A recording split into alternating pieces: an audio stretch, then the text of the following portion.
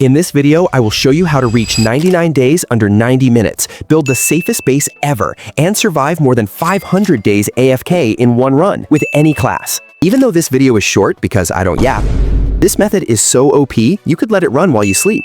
By the end of this video, you will know exactly what to do to make this run work. Alright, once the game starts, chop down some trees and burn them in the campfire.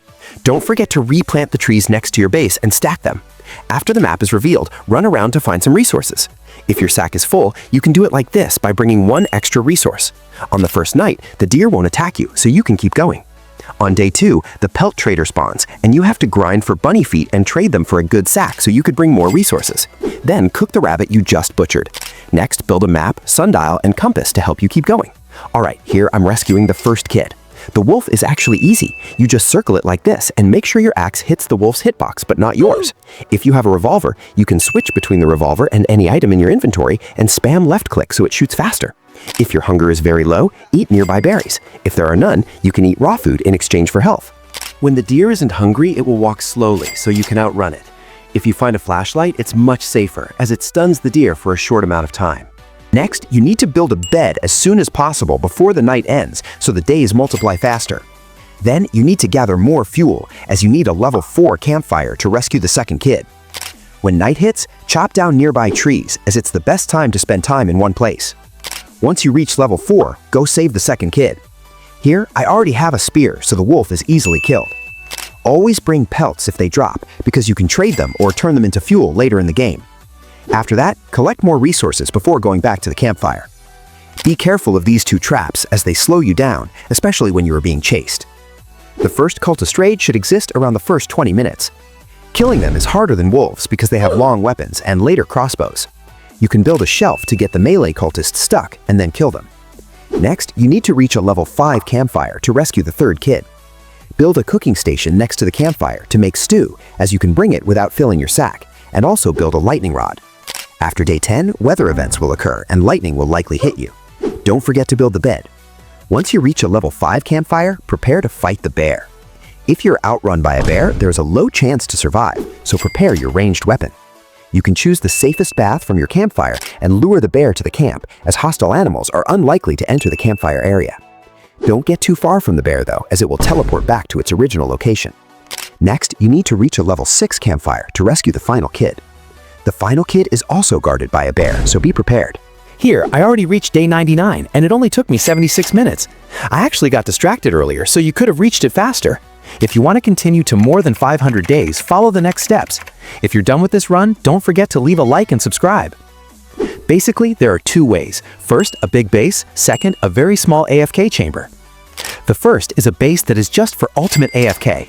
First, place down biofuel towards the campfire, then place wood rain like this, then place down all the farms and stack them here.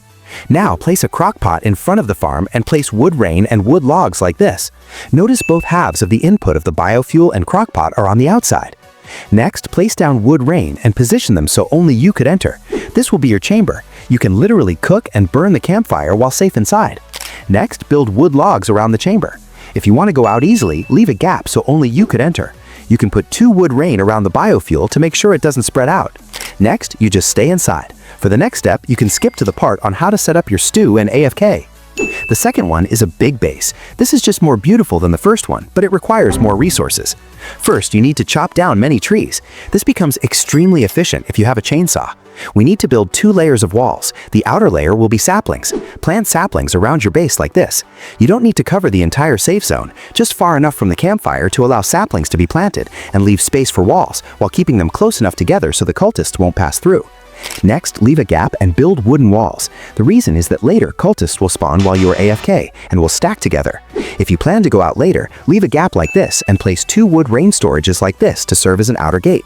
Then build a shelf as an inner gate and connect it to the wooden walls. Final steps, build many bear traps and place them in the gap between the saplings and wooden walls. If you find defense blueprints, place them in front of the gates and in the gaps as well. In my experience, cultists will get stuck where they spawn because the saplings block their pathfinding. Next, for AFK in the game for a long time, like sleeping, you need to cook a lot of stew, especially if you plan to leave the game running for hours. Here's the math for how much you need. One day lasts 4 minutes and 30 seconds. Full hunger drains in 12 minutes and 40 seconds if you are AFK or not moving. Stew replenishes 50% of the player's hunger, so every 6 minutes you need to consume stew. To be safe, use 5 minutes instead. So the formula is stew equals target days times 4.5 divided by 5 times the multiplier. Replace target days with your target days and multiplier with your current multiplier days. If you are already in a run, subtract your current day from your target day and replace the target days. After that, cook the stew based on your calculation. Now that everything is done, prepare your auto clicker. Any auto clicker works as long as it lets you set a custom time. Next, go to the AFK chamber you built earlier and set the auto clicker to 5 or 6 minutes based on your calculation. You can now let the auto clicker handle your progress. Here's an example of my run.